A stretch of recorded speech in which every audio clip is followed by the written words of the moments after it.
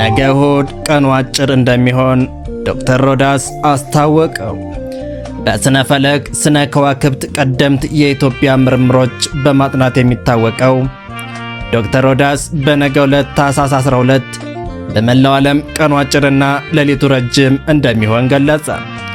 ዶክተር ሮዳስ ክስተቱን በተመለከተ በቪዲዮ ባቀረበው ዝግጅት እንደገለጸው ፀሐይ በዓመቱ ውስጥ በሰማያዊ ሉል በምታደርገው ጉዞ 4 ልዩ ክስተቶች ይፈጠራሉ ይላል።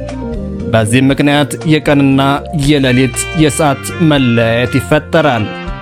ከነዚህም አንዱ የሆነው የታኅሳስ ጀንበር ይጠቀሳል። በመሆኑም ታኅሳስ 12 ፀሐይ ከጠዋቱ 12 ሰዓት ከ35 ላይ የምትወጣ ሲሆን 12 ሰዓት ከ11 ደቂቃ ላይ ወደ ጀንበሯ ትጠልቃለች ብሏል። ዶክተር ጉዳዩን እንዲህ ሲል በሰፊው አብራርቶታል። ታኅሳስ 12 ፀሐይ በፍኖተ ፀሐይ ወይም በፀሐይ ጎዳና ወደ ደቡብ የምታደርገውን ጉዞ የምታቆምበት ዕለት ነው። ዕለቱ በሰሜኑ ንፍቀ ክበብ የክረምት መጀመርና በረዶና ዝናብ የሚጀምርበት ቀን ሲሆን ቀኑ አጭርና ሌሊቱ ረጅም ይሆናል ይላል። ይህ ዕለት በተለይም በሰሜኑ ንፍቀ ክበብ ሰዓት አቆጣጠር ስለሚያዛባም ፈረንጆቹ ሰዓቱን ለማመጣጠን ማስተካከያ ያደርጉበታል። በአንጻሩ ደግሞ በደቡብ ንፍቀ ክበብ ለአንድ ቀን ሙሉ የማትወጣበት ሙሉ ቀኑ በጨለማ የሚዋጥ ሆኖ ይውላል።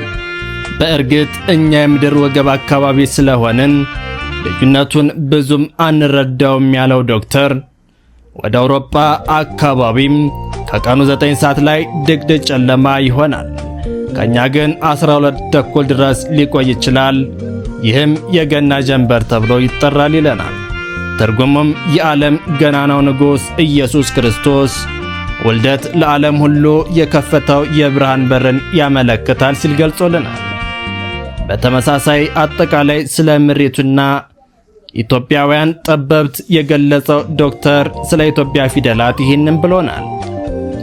በኢትዮጵያ ፊደል ቀመር ከያዘችው ምስጢራት መካከል አንዱ የብርሃን ቀመር የተፈጥሮ የወቅቶች ዑደት እንደሆነ የገለጸው ዶክተር ሮዳስ አባቶቻችን የፀሐይን መዞርን በማጥናት በምድር ወገብ እኩል የምትሆንበትን ተመራምረው የቀኑና የሌሊት እኩል 12 የሚሆንበትን የመስከረምና የመጋቢት እኩሌን አሜስጥረዋል ይለናል። የግዕዙን ፊደላት ካየነው ወደ ታች 26 ወደ ጎን 7 ሲሆን 26 በ7 182 ይመጣል። በዚህም ቀኑና ሌሊቱ እኩል ይሆናል ይለናል ዶክተር ሮዳስ። ፊደሎቻችንን ጥልቅና ረቂቅ ምስጢር ያለው ሲሆን ወደ ጎን 7ቱ ብርሃን ደማቅ አካላትን የሚወክሉ ናቸው ይለናል። ሀ ፀሐይን፣ ሁ ጨረቃን፣ ሂ ማርስን፣ ሃ ሜርኩሪን፣ ሄ ጁፒተርን፣ ህ ቬኑስን፣ ሆ ሳተርንን ይወክላሉ ይለናል።